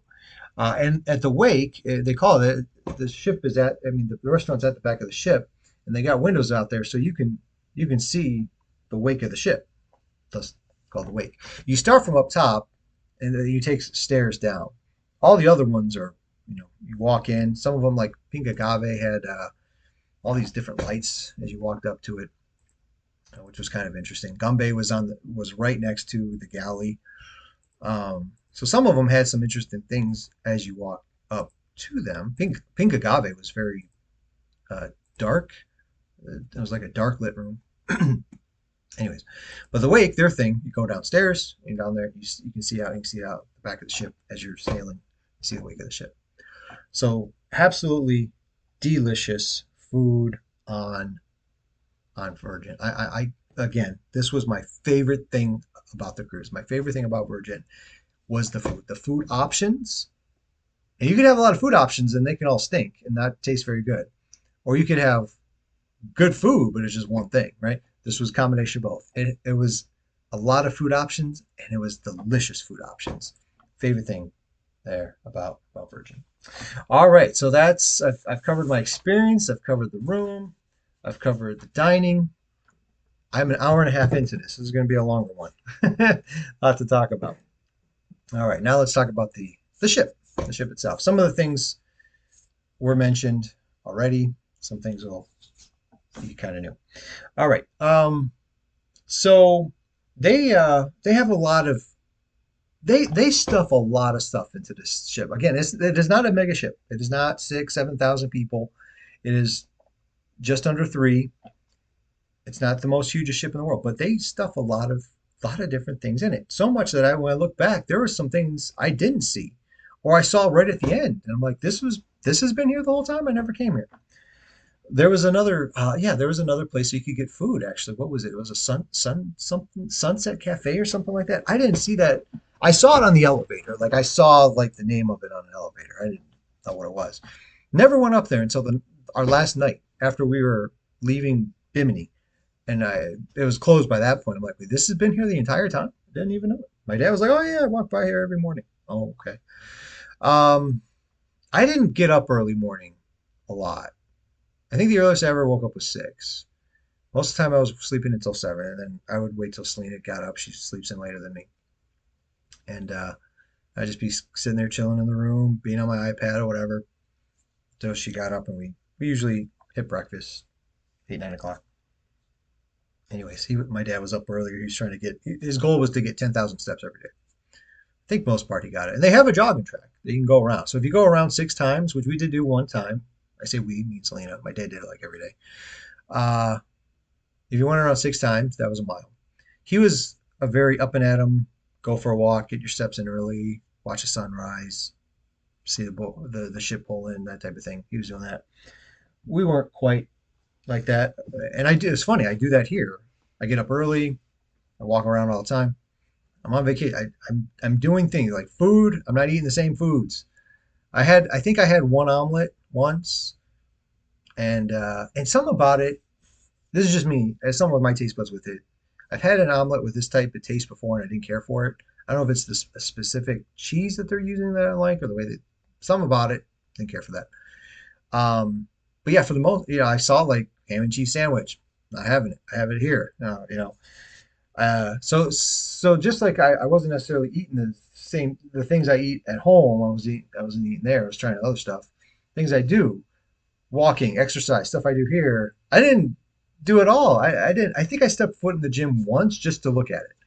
I walked around once. Again, my doctor would probably throw me off the ship. uh, yeah, so I'm on vacation. I'm not doing the normal stuff at home. Anyway, uh, but they have a jogging track there that you can walk around. A lot of ships do. They have one. Um, they had also around the jogging track, like the jogging track's on top of it, but you can see down into it, was a little area where they had like 2 basketball hoops. You can play basketball in there. They also set it up where you could play pickleball in there. I tried pickleball for the first time, sort of. Well, me and Selena hit pickleball around a little bit on Margaritaville at Sea, but we were just trying it out. I actually played a game there. Didn't do too great at it. First time trying it. Not surprising. And I was playing with some people that are like hardcore into it too. They weren't messing around. And which hey, I respect. I get it. It's a game, it's competition, but I didn't really know what I was doing to it. And after a while, it's kind of like, all right, I'm done with this. Um, who knows? Maybe I'll practice and get better at it one day. But at the time, I wasn't all that great. They had that, and then even once they had a dodgeball competition, which I hadn't seen or played dodgeball since like junior high or something like that. Uh, so they had that all in there. I did get to go in there and shoot some hoops around a little bit once. There was that. On one side, I think they had like a seesaw. And again, this is adults only. It's not for the kids. So they had seesaw. Never sat on it, but I saw it. And they had a giant chess set. I'm not a chess guy. I play. I know how to play. I know how to, what each piece does, but I'm not the biggest strategist in the world. So chess isn't really my thing. But they had a giant one. Saw some people play that. Obviously, there's going to be pools. There's going to be hot tubs. The ship consists of 3 elevator sets, one in the front, forward, one in the middle, and one in the back, the aft. The one in the back only goes to certain areas. We went there once to go to a restaurant, and we got to the floor, but the way that it was set up, we had to go back up and go back to the middle and come back down around. So try to get the stuff from the middle. Middle is kind of the central hub, I guess you could say, where you can access everything, restaurants and all that. Uh, yeah, so there's those 3 sets of elevators, and each one has stairs along with it too. We were on the 12th deck. The galley was on deck 15. The rest of the stuff was on 7. So there's times where we just took the stairs. Elevators were really fast. I got to give them credit. They were really fast, and I love the way that they looked. Like you go in there, there's a screen in the back that usually had some sort of sea themed thing going on, coral reef or some seahorses or something, right? Day of when you were at port, they had information on there.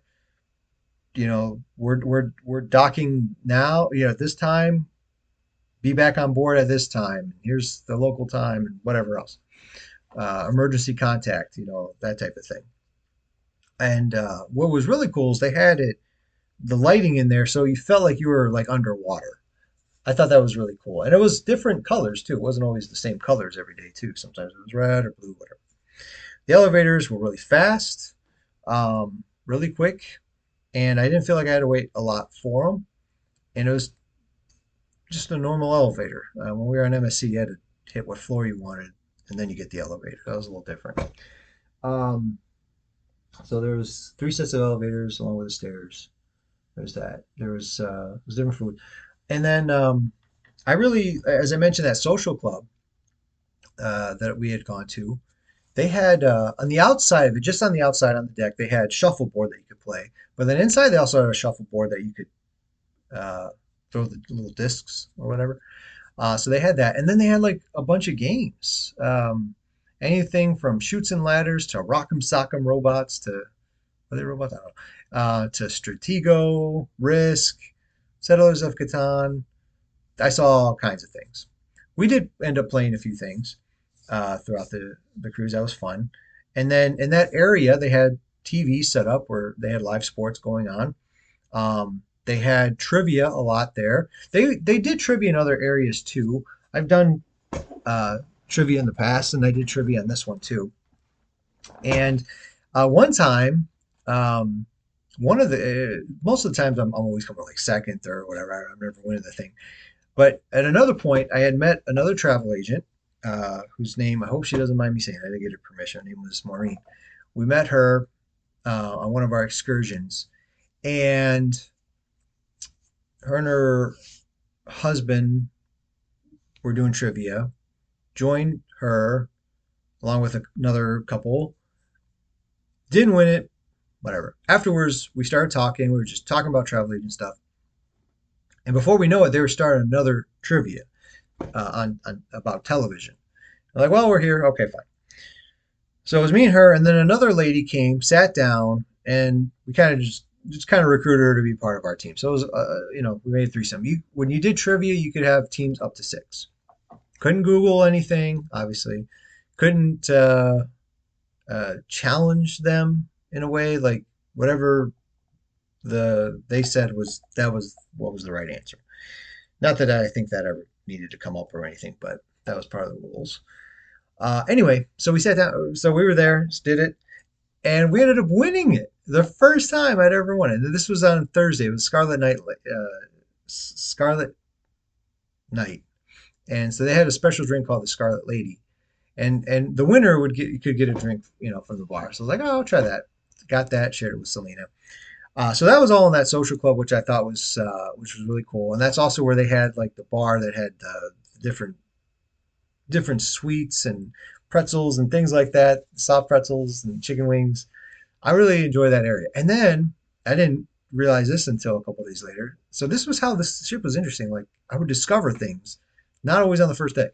They had an arcade in there, an arcade that was free. Everything in there. And not that there was hundreds of games, but there was probably around a dozen. Anywhere between like a racing game to Golden Tee, which I hadn't played Golden Tee since I was a kid. Me and Selena played that a couple times. Uh, beat her both times. Pac-Man, Tapper, Donkey Kong, Mario. They had all kinds of games in there. All of it included. Like I love this about Virgin. Now I will say this about Virgin. You mentioned you hear me saying they're a little different. Things are included, which is really nice. So if you do decide to go on a cruise, if you on Virgin, you decide you're gonna let me book you a cruise on Virgin, you may see a little bit higher prices than some of the other things, but you are getting a lot for that price. Um, it's all including the stuff. So definitely, I think it's if you see a little bit of a higher price than maybe normal, That's why you're getting a lot of things. And I remember hearing that in the training, which I didn't know until I actually got to go experience it myself. So I love that social club, love that free arcade, love the games that were around there. Got to spend a lot of time there, hanging out, having fun. Not too far from it, leading up to it, there was a little area for photos. I guess they had four different swings, and they had different things that they said on those, such as like live, breathe, laugh, love, that type of thing. They had that there. There's a variety of stores. Most cruise ships are going to have stores, souvenir stores, convenience stores. You get, deodorant, Mentos, rum cake, whatever. There's a place with watches. There's a place for perfumes, colognes. They had they're duty free. They call it booty free, like pirates booty. I thought that was kind of funny. Booty free shop. They have they have a place called Squid Ink for tattoos and piercings. Now I'm not a tattoo or piercing guy, um, but it's there for anyone that likes that. That is there. They had one store. This was not amongst all the other stores, but it was kind of on your way to on deck seven from one area to the dock area, which is at the back of deck seven, near where the wake is. And there was a store there, like a little, not even, it's not even an enclosed store. It was just on the way with some stuff that they sell, but it was like pretty much everything there was like $10. Thought that was kind of interesting, So I think Selena, I forgot what she got, something for her water. And I think did it come with a water bottle or just something for the water? Maybe both. That was like $10. So that was there. Yeah. So and then like I said, there was they had one there. There was like a model of the ship that was near where we first entered the ship. They had that there. Um, yeah. So a ton of the different things, and there, like I said, the gym itself. I went in once, and they have different things. They're very health conscious too. In addition to being green, they're like very health conscious. So they have like a ton of like health activities that you can do. Like you can get up in the morning and do some sort of, I don't know, yoga or core training exercises with the personal trainers. They got all that type of stuff. I did none of it. I did none of it. Again, I'm on vacation. That's not what I'm doing. But if you're into that type of thing, if you want to, go up there and do their morning workouts, if you're into that, awesome, do it. They had a, it was interesting. On one of their pools, you're in the pool and there's a bar, and then kind of surrounding you on the outside of it, you know, how do I just, yeah, is the gym, and they could kind of see in. My friend wasn't too comfortable with that. She didn't care to be like in the pool with other people working out, looking at her. I guess I don't blame her on that. You may feel the same way, you may not. I don't know. Yeah, so there's a lot of like health activities. So I didn't even get to see all of that. There's something I forgot about it, like on the top, Richard's Rockstar area or something to that effect. I never went on there. Yeah, there's, and again, this isn't like a gigantic mega ship. It was not the biggest ship in the world, and yet there were still things that it took me a while to see or hadn't seen. And then and then in the front of the ship, and then they had, okay, so let's now in the front of the ship they had was the red room. That was kind of like their theater, I guess you could say, and they had different shows there, but they had different entertainment things going on in different areas. One was called the Manor, which walking into it, you look like you're going through some sort of glass mirror maze. It was really really trippy to look through, but you just basically walk through it. And in there, they were doing the first time we went in there, they were doing a trivia, but it wasn't like the other trivia games where they give you a pad of paper and you write down. There's 10 questions, you write down your answers. This one was like live on stage, sort of. So there was a host. He would ask the questions with three different answers, maybe green, blue, red, were the different colors that represent the answer, and you go stand in it. And if you were standing in that and it was right, you got to stay. But if you were in the wrong one, then you had to leave. And it was like uh, from a trial of elimination, process of elimination to get to your winner. We stuck around and watched for a little bit. I didn't get to participate, but we stuck around and watched that for a bit. That was unique. That was different. In that same area, they had one time we went in there. Saw a show as magicians. They called themselves the Idiot Magicians, and it was kind of like corny, overdramatic jokes along with some tricks which were cool. You know, nothing that's gonna blow you away, and they even admitted that. Um, but funny enough, where it was entertaining. We went in there for that, uh, and then different lounges would have different singers. One singer, it was just a girl. She was playing the piano and singing to it. I thought she was really well. And the next night, she's doing the rock show. Like that was a change. That was different. They had comedians. Didn't get to see any of the comedians, but yeah, there there was some others that were more chill. There was a couple others, chill music or Latin music or soul music. I don't know what I call it. So there was different ones. I didn't always get to hear those. Maybe I heard them in passing, but didn't go to their shows. But then in the Red Room, which was I guess their main theater, it was kind of interesting that they set up where you it could be a stage and people sitting in the audience, but they could also remove the stage and have the center be the stage, and it's like seating on both ends of it. That was really unique too. So the first time we saw that, it was kind of late. The concept of it didn't sound too appealing to us, but I decided to do it anyways. Called Reality. It was supposed to be like a Romeo and Juliet type of thing going on, but they were doing um, gymnastics of sorts or whatever, and that was like their gang war was competing through that. It sounded kind of silly when I heard it, but then when we went and saw it, it was actually pretty good. They were really impressive, the acrobats and the dancing, and there's a juggler and hula hoop girl and all. You know, it was actually really good. I left actually really impressed. The skill of those people were really good. And then they also did some karaoke on a couple of their nights. One was 80s, one was 90s. But their karaoke was a live band doing the song, and it was like being at a rock concert for both of them. And if you're into concerts, you would love it. If you're a fan of the 80s music and or 90s, you would love it. Lot of good things. As I said, I was the pros list far outweighed the cons list. I did have a great time on that. And my favorite thing definitely was the food. I ate so much. And I mean, there was times I was like, oh, I wish I was like 18, where I could have gone on there, ate what I wanted and not gain an ounce. But every night I'm feeling like, oh my goodness, it was so much good food. And I come home and I got to work it off. It's not like I eat like that all the time or anything. But again, hopefully my doctor's not listening to this podcast because he'll really give me a hard time after. Anyways, if this is something that you sound like you would love to do, I would love to help you with it. Feel free to reach out to me at j.paradise@gmail.com, or you can reach out to me through Instagram, Facebook, Jay's Paradise Travels, Jays. And on those, you'll see pictures of it. I post pictures of things that I do on it.